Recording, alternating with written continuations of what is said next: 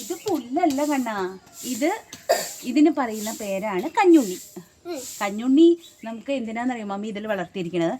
മുടി നരക്കില്ലേ, ചെറുപ്പത്തിലെ കുട്ടികൾക്കൊക്കെ മുടി നരക്കില്ലേ, ആ മുടി നരക്കണേന് ഇത് നല്ലൊരു മരുന്നാ. അപ്പൊ ഇതിലുണ്ടായി പിന്നെ നമ്മുടെ ആ സൈഡിലെ മുറ്റത്തൊക്കെ ഇത് നിറയണം വന്നിട്ടുണ്ട്.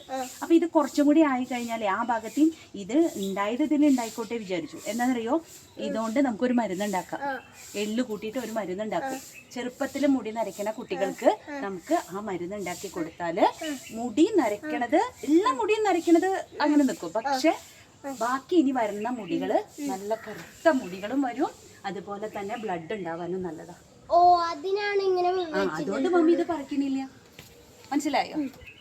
അപ്പം നമുക്കൊരു കാര്യം ചെയ്യാം, നമ്മുടെ ഈ വീഡിയോ കാണുന്നവർക്ക് കൂടി ഉപകാരമായിക്കോട്ടെ.